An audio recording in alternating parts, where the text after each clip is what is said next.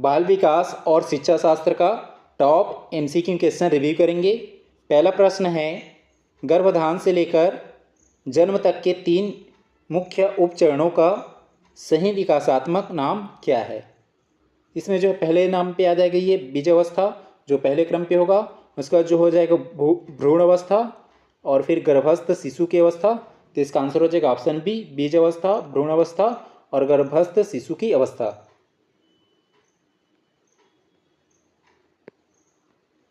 प्रश्न है, संवेगात्मक विकास के अंतर्गत नवजात शिशु में जन्म के समय कौन सा मूल संवेग या प्रतिक्रिया सबसे पहले पाई जाती है।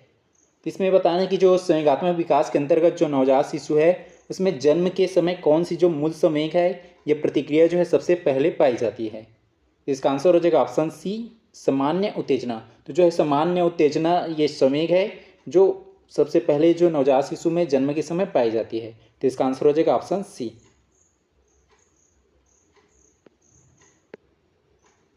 प्रश्न है, विकास के सिद्धांतों में प्रकृति संप्रत्यय जैविक आनुवंशिकता को दर्शाता है, तो पोषण संप्रत्यय किसे प्रदर्शित करता है।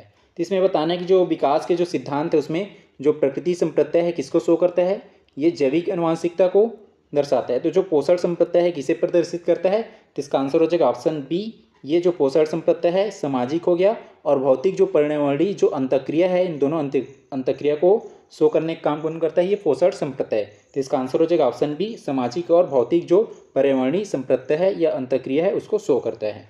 तो इसका आंसर हो जाएगा ऑप्शन बी। प्रश्न है, विकास का वह सिद्धांत क्या कहलाता है जिसके अनुसार शारीरिक अंगों की बनावट में वृद्धि हमेशा केंद्र से परिधि की ओर होता है। केंद्र से परिधि की ओर होता है तो उस सिद्धांत को क्या कहा जाता है। तो इसका आंसर हो जाएगा ऑप्शन बी, निकट दूरस्थ सिद्धांत। तो इसका आंसर हो जाएगा ऑप्शन बी जो है निकट दूरस्थ सिद्धांत। और जो है शीर्षपोषी सिद्धांत में क्या होता है, इसमें जो है विकास जो है सिर से पैर की ओर होता है। किसमें जो है ये शीर्षपोषी जो सिद्धांत है उसमें। और जो निकट दूरस्थ सिद्धांत इसमें क्या होता है, हमेशा ये जो है केंद्र से परिधि की ओर विकास होता है। तो इसका आंसर हो जाएगा ऑप्शन बी, निकट दूरस्थ सिद्धांत।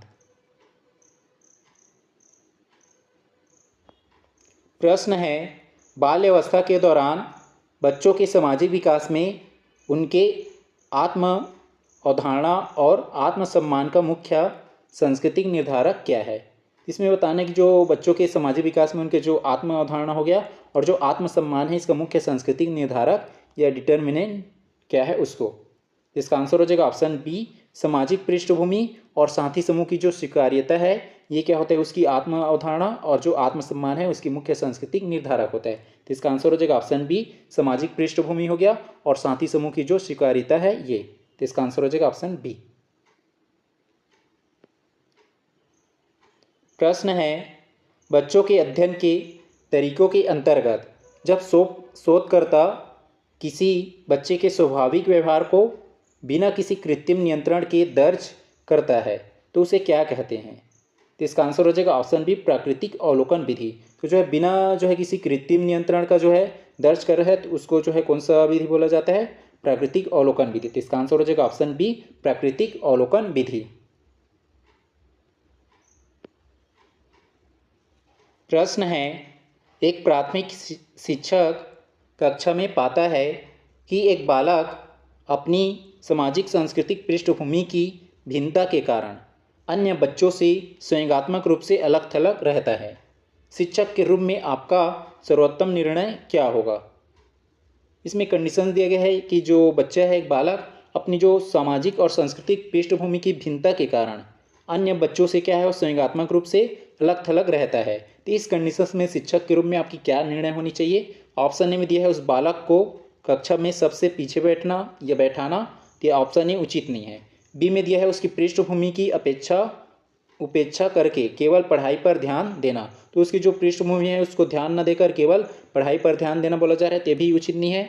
सी में दिया है कक्षा में उसकी सांस्कृतिक पृष्ठभूमि की गतिविधियों को शामिल कर समावेशन बढ़ाना, ये जो ऑप्शन सी दिख रहा है। उसके बाद डी में दिया उसे विशेष सलाहकार के पास भेजकर कक्षा से बाहर करना, तो ये डी भी उचित नहीं है। तो इसमें सबसे उचित विकल्प क्या दिख रहा है, सी। तो इसका आंसर हो जाएगा ऑप्शन सी। प्रश्न है, बाल्यावस्था और किशोरावस्था की सोच के लक्षणों के संदर्भ में सही कथनों का चयन कीजिए। सही कथन का चयन करना है बाल्यावस्था और जो किशोरावस्था की जो सोच के लक्षण हैं उसके संदर्भ में। पहला कथन दिया है कि प्रारंभिक बाल्यावस्था में बच्चों की सोच जो है मुख्य रूप से आत्म केंद्रित होती है। तो ये जो कथन कैसे हो जाएगा कि जो प्रारंभिक बाल्यावस्था में क्या होता है, बच्चों की जो सोचने की जो क्षमता है, ये सोच क्या होती है, मुख्य रूप से आत्म केंद्रित होती है। तो जो कथन के सही हो जाएगा, तो ऑप्शन सी में नहीं है तो ऑप्शन सी को हटा देंगे। इसका जो है कथन एल दिया है, उत्तर बाल्यावस्था में तार्किक सोच केवल अमूर्त संप्रत्ययों तक ही सीमित रहती है। तो जो कथन एल गलत हो जाएगा, क्योंकि उत्तर बाल्यावस्था में तार्किक सोच या सोचने की जो बच्चों में क्षमता रहती है मूर्त रहती है। क्या रहती है? मूर्त रहती है, ना कि अमूर्त। तो ये जो कथन एल गलत हो जाएगा। और जो ये अमूर्त जो सोच है ये किशोरावस्था में विकसित होने लगता है। जो अमूर्त सोच है ये कौन सी अवस्था में? किशोरावस्था में, ना कि उत्तर बाल्यावस्था में। इसलिए जो कथन एल ये गलत हो जाएगा। तो ऑप्शन ए में है एल और ऑप्शन डी में भी एल आ जाएगा, तो ए और डी हट जाएगा। इसका जो है कथन एम दिया है, किशोरावस्था में किशोर वैचारिक रूप से काल्पनिक और निगमनात्मक तर्क करने में सक्षम होते हैं। तो जो कथन एम सही हो जाएगा। इसका जो है कथन एन दिया है, विकास की अवस्थाओं में सोच का स्वरूप गुणात्मक रूप से बदलता है। तो जो कथन एन ए भी से हैं, तो इसमें कौन कौन सा कथन सही हो रहा है? कथन के, एम और एन। के एम एन सही हो रहा है, जो ऑप्शन बी में है। तो इसका आंसर हो जाएगा ऑप्शन बी, जिसमें केवल के, एम और एन सही है।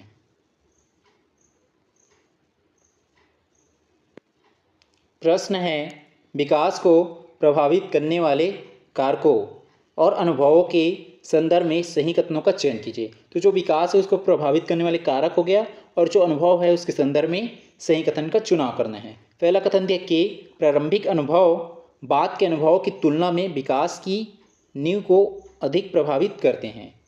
ये जो कथन के सही हो जाएगा कि जो प्रारंभिक अनुभव क्या है, बाद के जो अनुभव है उसकी तुलना में विकास की जो नींव को अधिक प्रभावित करते हैं। तो जो प्रारंभिक अनुभव बाद के अनुभव के कंपेयर में ये ज़्यादा इफेक्टिव होता है बोला जा रहा है। तो जो कथन के सही हो जाएगा। जिसमें के नहीं उसको हटा देंगे, ऑप्शन सी में नहीं है तो ऑप्शन सी हट जाएगा। उसका जो है कथन एल दिया है, परवर्ती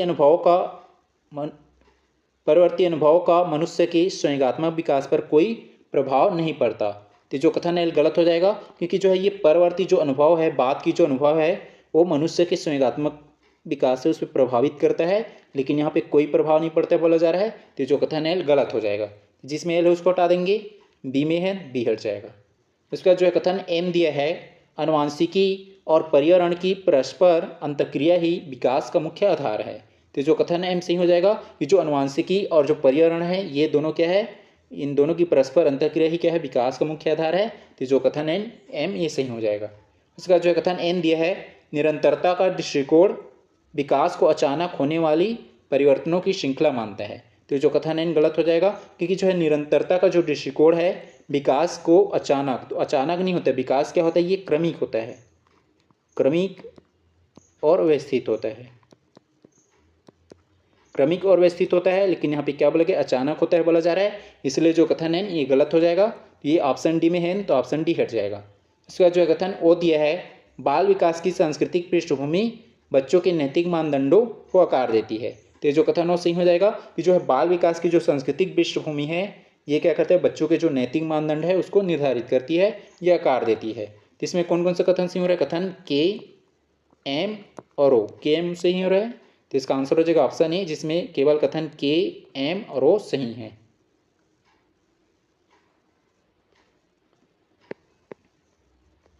प्रश्न है, बच्चों के अध्ययन के तरीकों और शारीरिक विकास के पहलुओं के संदर्भ में सही कथनों का चयन कीजिए। जो है बच्चे के अध्ययन के जो तरीका हो गया और उसके जो शारीरिक विकास के जो पहलू है उसके संदर्भ में कौन सी कथन सही है उसको चुनाव करना है। पहला कथन दिया है कि साक्षात्कार विधि से बच्चों के जो आंतरिक विचार है और संवेग है, संवेगों को गहराई से जाना जा सकता है। तो जो कथन कैसे हो जाएगा कि बच्चों के माध्यम से जो साक्षात्कार विधि है, साक्षात्कार विधि के माध्यम से बच्चे की जो आंतरिक विचार क्या है और उसकी जो संवेग क्या है उसको गहराई से जाना जा सकता है, यह समझा जा सकता है। तो कथन के सही हो जाएगा। तो जिसमें के नहीं उसको हटा देंगे, ऑप्शन बी में नहीं है तो ऑप्शन बी हट जाएगा। उसका जो है कथन एल दिया है, उत्तर बाल्यावस्था में शरीर के अंगों के अनुपात में स्थिरता आने लगती है। तो जो कथन एल सही हो जाएगा कि जो उत्तर बाल्यावस्था है, बाल्यावस्था के बाद की जो उत्तर बाल्यावस्था है उसमें ये प्रारंभिक बाल अवस्था है। उसके बाद की जो है उत्तर बाल अवस्था, तो उत्तर बाल अवस्था में क्या होता है, जो शरीर के अंगों के जो अनुपात है उसमें स्थिरता, मतलब वो स्थिरता आने लगती है, क्योंकि जो यहाँ पे उसके अंगों के अनुपात में धीरे धीरे कमी होने लगता है या स्थिरता आने लगता है। तो जो कथन है ये सही है। जिसमें एल नहीं है उसको हटा देंगे, तो ए सी डी तीनों में है। इसका जो है कथन एम दिया है, अवलोकन विधि में शोधकर्ता का पूर्वग्रह जो होता है परिणामों को बिल्कुल प्रभावित नहीं करता। तो जो कथन है गलत हो जाएगा। यदि जो अवलोकन विधि उसके माध्यम से यदि हम प्रयोग कर रहे हैं अवलोकन विधि का, तो उस कंडीशन में यदि शोधकर्ता जो है पूर्वग्रह से प्रभावित है, तो स्पष्ट है कि वो जो परिणाम है वो क्या होगा, प्रभावित होगा। लेकिन यहाँ पे नहीं होता है बोला जा रहा है, तो जो कथन है ये गलत हो जाएगा। तो ऑप्शन ए में है एम और ऑप्शन डी में भी, तो ए और डी हट जाएगा। उसका जो है कथन एन दिया है, प्रारंभिक बाल अवस्था में मांसपेशियों का नियंत्रण पूरी तरह समाप्त हो जाता है। तो जो कथन एन गलत हो जाएगा, क्योंकि जो है ये प्रारंभिक बाल अवस्था है, यहीं पे क्या होता है, जो सूक्ष्म कौशल और जो है स्थूल, जो है सूक्ष्म कौशल और स्थूल कौशल जो है विकसित होने के लिए या विकसित होना शुरू होता है, जो किसमें, ये प्रारंभिक बाल अवस्था में। तो सूक्ष्म कौशल में क्या हो जाएगा, जैसे लिखना हो गया, सुई में धागा डालना हो गया, और स्थूल अवस्था में दौड़ना हो गया, कूदना हो गया। तो ये प्रारंभिक बाल अवस्था में ये जो मांसपेशियों पर पूरी तरह से नियंत्रण नहीं होता है, जबकि ये विकास है सूक्ष्म और जो स्थूल कौशल है ये स्टार्ट होता है, ये विकसित होना शुरू होता है, ना कि पूरी तरह से समाप्त। तो जो कथन है ये गलत है, एन तो नहीं दिया है। उसके बाद जो कथन ओ दिया है, शारीरिक बनावट में बदलाव बालक के सामाजिक संयोजन को प्रभावित करता है। तो जो कथन ओ सही हो जाएगा। तो इसमें कौन कौन सा कथन सही हो रहा है, कथन के, एल और ओ।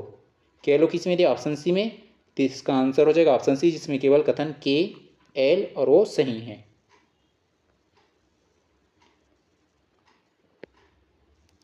प्रश्न है, सूची 1 जिसमें विकास की अवस्था दिया गया है और सूची 2 जिसमें शारीरिक या संज्ञानात्मक लक्षण दिए गए हैं। सूची 1 में है विकास की अवस्था और सूची 2 में शारीरिक या संज्ञानात्मक लक्षण उसको दिया गया है। सूची फर्स्ट का ए है गर्भ अवस्था। तो गर्भ अवस्था की जो यहाँ पे लक्षण या उसकी जो है विशेषता क्या हो जाएगा, गर्भावस्था की, तो इसका हो जाएगा तीव्र कोशिकीय विभाजन और अंग का निर्माण। तो जो है गर्भावस्था में क्या होता है, तीव्र कोशिकीय जो विभाजन हो गया, कोशिका का विभाजन और अंग का निर्माण होता है। ए का हो जाएगा ये 2। इसके बाद बी में दिया शैशवावस्था। तो शैशवावस्था में क्या होता है, शैशवावस्था में मूल प्रवृत्तियों और संवेदी अंगों का द्वारा समझ। तो जो है मूल प्रवृत्ति हो गया और संवेदी जो अंग है उसके द्वारा समझ किस में होता है, ये शैशवावस्था में। ये बी का हो जाएगा 3, बी का 3। इसका जो है सी में दिया प्रारंभिक बाल अवस्था। तो प्रारंभिक बाल अवस्था में क्या होता है, तो प्रारंभिक बाल अवस्था में तीव्र जो है भाषाई विकास और आत्मकेंद्रित सोच। तो जो है जो प्रारंभिक बाल अवस्था होता है उसमें जो भाषा का तीव्र विकास होने लगता है और आत्मकेंद्रित सोच होता है। तो ये सी का हो जाएगा 4, सी का 4। इसके बाद डी में दिया है उत्तर बाल अवस्था। तो उत्तर बाल अवस्था में क्या होता है, गत्यात्मक कौशलों में सुदृढ़ता आना। तो जो गत्यात्मक कौशल है उन कौशलों में क्या होने लगता है, सुदृढ़ता आने लगता है, किसमें, उत्तर बाल अवस्था में। तो डी का हो जाएगा 1, डी का 1। ए का 2, ए का 2 जो है ऑप्शन बी और डी में नहीं है, बी और डी को हटा दिए। उसके बाद बी का 3, बी का 3 सी में नहीं है, सी हट जाएगा। तो इसका आंसर हो जाएगा ऑप्शन ए, जिसमें ए का हो जाएगा 2 और बी का 3 और सी का 4 और डी का 1। तो इसका आंसर हो जाएगा ऑप्शन ए।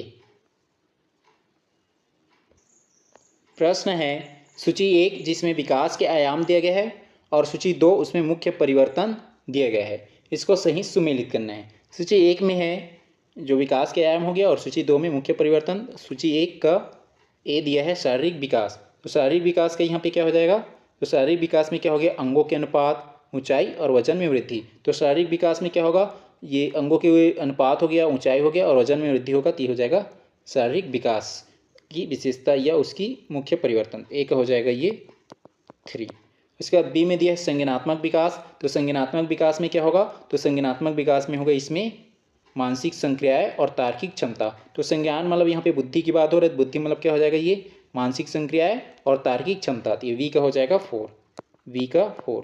इसके बाद जो है सी में दिया है सामाजिक विकास। तो सामाजिक विकास के यहाँ पे अर्थ क्या हो जाएगा, साथी समूह के साथ अंतःक्रिया और संयोजन। तो जो है साथी समूह के साथ जो है अंतःक्रिया और संयोजन हो रहा है, मतलब यहाँ पे क्या हो रहा है, सामाजिक विकास की उद्देश्य है ये। तो सी का हो जाएगा ये 1।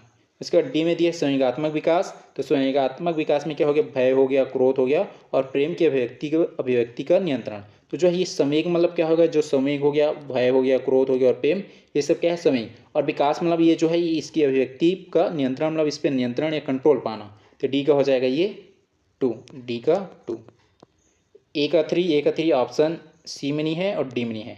सी और डी को हटा दिए, उसके बाद बी का फोर ए और बी दोनों में है, और सी का वन ऑप्शन ए में नहीं है, तो हट जाएगा।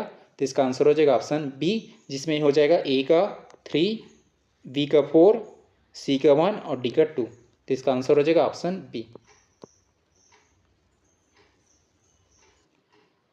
प्रश्न है सूची 1 जिसमें अध्ययन के तरीके दिए गए हैं और सूची 2 उसमें मुख्य विशेषता दिया है कि इसकी जो अध्ययन के तरीका है उसकी विशेषता, इसको सही सुमेलित करना है। सूची 1 में अध्ययन के तरीका है और सूची 2 में उनकी विशेषता है।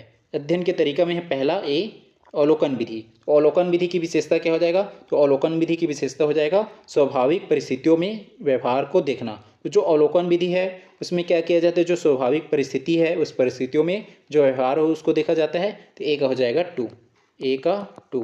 उसके बाद बी में दिया है साक्षात्कार विधि। तो साक्षात्कार विधि में क्या होता है, मौखिक संवाद द्वारा सूचनाओं का संकलन। तो जो साक्षात्कार विधि है उसमें मौखिक संवाद मतलब जो है जो ओरल जो इसमें डायलॉग किया जाता है, क्वेश्चन पूछा जाता है किसमें, जो साक्षात्कार विधि उसमें। तो बी का हो जाएगा ये 3, बी का 3। इसका जो है जो दिया है सी में प्रयोगात्मक विधि। तो जो प्रयोगात्मक विधि है उसकी विशेषता क्या हो जाएगा, तो इसकी विशेषता होगा चरों का कड़ाई से नियंत्रण। जो है चरों का जो है कड़ाई से नियंत्रण, तो ये किसमें किया जाता है, ये प्रयोगात्मक विधि में। इसका जो है जीवन वृत्त विधि। जीवन वृत्त विधि में क्या होता है, गहन व्यक्तिगत इतिहास का अध्ययन। तो जीवन वृत्त मतलब ये जीवन की बात करें, मतलब जो है गहन जो व्यक्तिगत इतिहास है उसका अध्ययन किया जाता है। तो डी का हो जाएगा 1 और जो है सी का हो जाएगा 4, सी का 4। ए का 2 जो है ऑप्शन बी में नहीं है और डी में नहीं है। उसके बाद जो है बी का 3 ऑप्शन सी में नहीं, सी में हट जाएगा। और उसका जो है सी का 4 और डी का 1 ऑप्शन ए में है। तो इसका आंसर हो जाएगा ऑप्शन ए।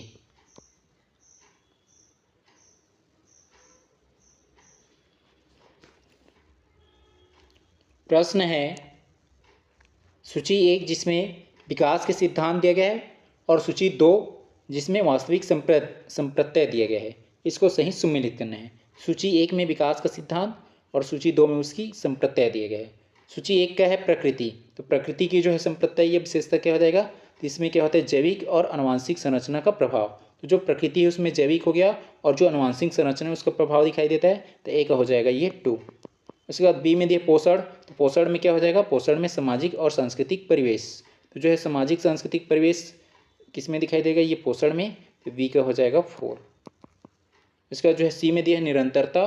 तो निरंतरता का यहाँ पे क्या दिखाई देगा, परिवर्तनों की धीमी और क्रमिक प्रक्रिया। तो निरंतरता में हो जाएगा जो परिवर्तन है धीमी और क्रमिक ढंग से होगा। तो ये सी का हो जाएगा 3, सी का 3। इसके बाद जो है डी में दिया है अनिरंतरता। तो अनिरंतरता में क्या होता है, विकास जो चरणों में होने वाला गुणात्मक बदलाव। तो जो अनिरंतरता का विशेषता हो जाएगा ये। तो डी का हो जाएगा 1, डी का 1। ए का 2 ऑप्शन जो है बी में नहीं है, डी में नहीं है। उसके बाद बी का 4 सी में नहीं है, सी में हट जाएगा। और सी का 3, डी का 1 ऑप्शन ए में है। तो इसका आंसर हो जाएगा ऑप्शन ए।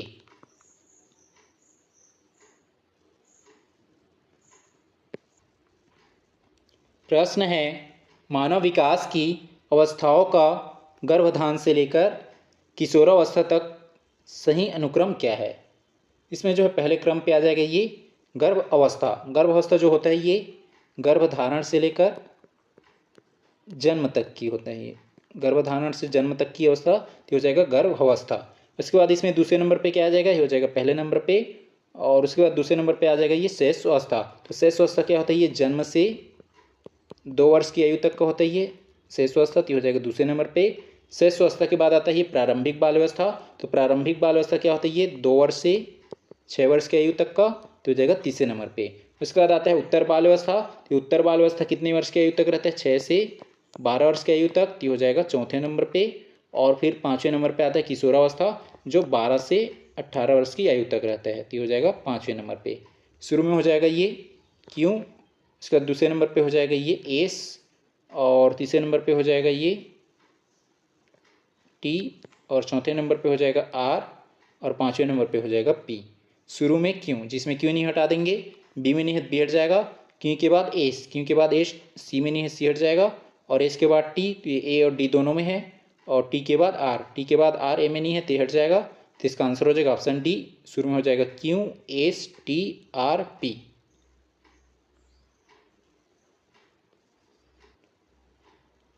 प्रश्न है समीप दूर अभिमुख, समीप दूर अभिमुख जिसमें क्या होता है केंद्र से बाहर की ओर विकास होता है परिधि की ओर, तो इस जो है समीप दूर अभिमुख विकास सिद्धांत के अनुसार शारीरिक नियंत्रण के विकास का सही तार्किक क्रम क्या है।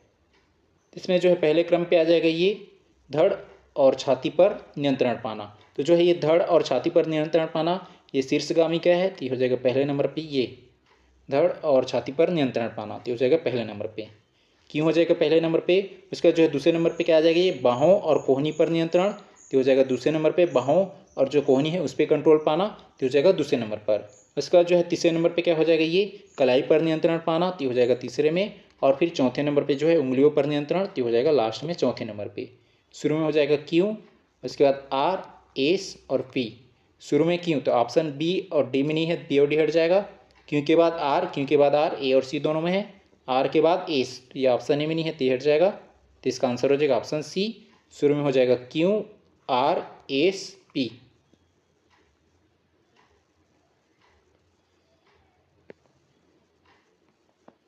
प्रश्न है बच्चों के अध्ययन के लिए प्राकृतिक अवलोकन विधि के चरणों का सही व्यवस्थित क्रम क्या है। तो बताना है कि यहाँ पे बच्चों के जो अध्ययन के प्राकृतिक जो अवलोकन विधि है उस विधि के जो चरण है, ये स्टेज है, उसका सही व्यवस्थित क्रम क्या होनी चाहिए। इसमें जो है सबसे पहले क्या होना चाहिए, उद्देश्य का निर्धारण। तो सबसे पहले क्या करेंगे, जो उद्देश्य है उसका निर्धारण करेंगे, तो हो जाएगा पहले नंबर पे उद्देश्यों का निर्धारण करना या उद्देश्य का निर्धारण करना, तो हो जाएगा पहले नंबर पे। इसका जो है यहाँ पे हम उद्देश्य का निर्धारण कर लिए। अब उसके बाद क्या करेंगे, उपयुक्त परिवेश का चुनाव करना। अब उसके बाद जो है हम यहाँ पे निर्धारण किए, अब जो परिवेश है, जो उपयुक्त परिवेश है या इन्वायरमेंट है, उसका चुनाव कर लेंगे, तो हो जाएगा दूसरे नंबर पे। अब यहाँ पे हम लोग इन्वायरमेंट या जो परिवेश है उसका निर्धारण कर ये चुनाव कर लिए। अब परिवेश का जो है चुनाव करने के बाद आगे क्या करेंगे, व्यवहार का अभिलेखन करना। अब क्या करेंगे, अभिलेखन करेंगे, तो हो जाएगा तीसरे नंबर पे। और फिर चौथे नंबर पे व्यवहार का विश्लेषण। यहाँ पे उसको अभिलेखन किया मतलब रिकॉर्डेड कर लिए, अब उसको क्या करेंगे, एनालाइज करेंगे, तो हो जाएगा चौथे नंबर पे। शुरू में हो जाएगा क्यू, उसके बाद एस पी और लास्ट में हो जाएगा ये आर। शुरू में क्यों, तो ऑप्शन जो है ये बी में नहीं है और डी में नहीं है। क्यू के बाद एस, क्यू के बाद एस, तो ए और सी दोनों में है। एस के बाद पी, तो ये सी में नहीं है, सी हट जाएगा। तो इसका आंसर हो जाएगा option A, Q S P R.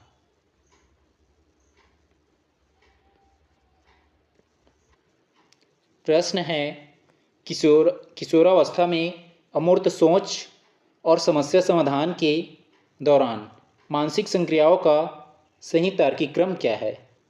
यहाँ पे बताना है कि जो किशोरावस्था है उस किशोरावस्था में अमूर्त सोच हो गया और समस्या समाधान के दौरान जो मानसिक संक्रिया है उसका सही तार्किक क्रम क्या होनी चाहिए।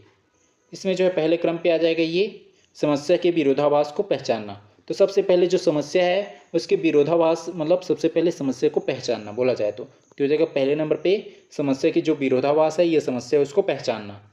अब यहाँ पे जो समस्या को पहचान लिए, पहचानने के बाद आगे की प्रोसेस क्या होगा, परिकल्पनाओं का निर्माण करना।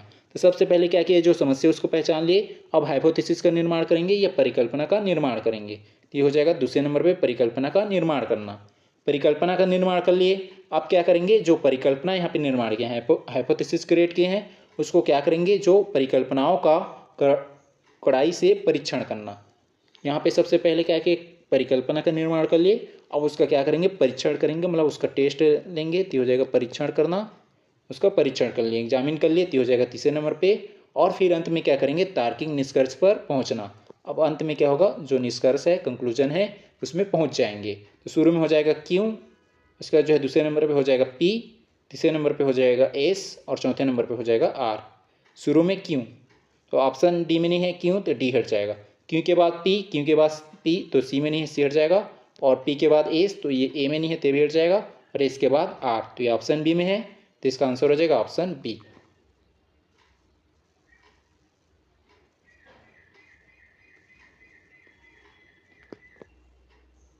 प्रश्न है अभिकथन प्रारंभिक बाल्यावस्था के दौरान बच्चों के शारीरिक अंगों के अनुपात में वजन और ऊंचाई की वृद्धि दर शैशवावस्था की तुलना में धीमी हो जाती है। ये जो अभिकथन सही हो जाएगा कि जो प्रारंभिक बाल अवस्था के दौरान क्या होता है, जो बच्चों के जो शारीरिक अंगों के जो अनुपात में वजन और ऊंचाई हो गया, इसकी वृद्धि क्या होता है, वृद्धि दर शैशवावस्था की तुलना में धीमी हो जाती है। तो जो है पहले क्या होता है, शैशवावस्था पहले होता है, उसके बाद दूसरे नंबर पे क्या होता है, प्रारंभिक बाल अवस्था। तो यहाँ पे बोला जा रहा है जो प्रारंभिक बाल अवस्था है, इसमें शैशवावस्था की कंपेयर में या तुलना में जो शारीरिक अंगों के अनुपात में जो है, जैसे वजन हो गया और ऊंचाई है, इसकी वृद्धि दर कम ये धीमी हो जाती है बोला जा रहा है। तो जो अभिकथन सही है। उसके बाद कारण में दिया गया है, विकास की गति कभी भी एक समान रूप से आगे नहीं बढ़ती, बल्कि यह रैखिक न होकर वर्तुलाकार होती है। वर्तुलाकार मतलब जो है घटती बढ़ती रहती है बोला जा रहा है। तो जो कारण जो है सही हो जाएगा। और एक कारण जो है इसको एक्सप्लेन भी कर रहा है, इसका व्याख्या भी कर रहा है। तो इसका आंसर हो जाएगा ऑप्शन ए, जिसमें असर्शंस और रीजन दोनों सही है, ये अभिकथन और कारण दोनों सही है, और एक कारण जो है अभिकथन की व्याख्या भी कर रहा है। तो इसका आंसर हो जाएगा ऑप्शन ए। प्रश्न है, अभिकथन बाल विकास की सामाजिक और सांस्कृतिक पृष्ठभूमि बच्चों के संवेगात्मक और नैतिक विकास के स्वरूप को पूरी तरह अपरिवर्तनीय बना देती है। ये जो अभिकथन गलत हो जाएगा, क्योंकि यहाँ पे बोला जा रहा है जो बाल विकास की जो सामाजिक हो गया और सांस्कृतिक पृष्ठभूमि बच्चों के जो संवेगात्मक और नैतिक विकास है, इसके जो स्वरूप है उसको पूरी तरह से अपरिवर्तनीय, अपरिवर्तनीय मतलब कोई परिवर्तन या कोई बदलाव नहीं लाता है बोला जा रहा है। कि जो अभिकथन गलत हो जाएगा, ये गलत है। इसका जो है कारण में दिया गया है, रीजन में प्रारंभिक अनुभवों के बाद, जो प्रारंभिक अनुभव है उसके बाद मिलने वाली जो परवर्ती जो अनुभव है, अनुभवों का बालक के व्यक्तित्व के विकास पर कोई प्रभाव नहीं पड़ता। ये कारण भी गलत हो जाएगा, क्योंकि यहाँ पे क्या बोला जा रहा है, प्रारंभिक अनुभव के बाद जो परिवर्ती मतलब बाद के जो अनुभव है वो बालक के व्यक्तित्व या पर्सनालिटी के विकास पर कोई प्रभाव नहीं डालता, या कोई प्रभाव नहीं पड़ता बोला जा रहा है। ये कारण भी गलत हो जाएगा। तो इसमें कथन और कारण दोनों गलत है। तो इसका आंसर हो जाएगा ऑप्शन डी, जिसमें असर्शंस और रीजन दोनों क्या है, गलत है।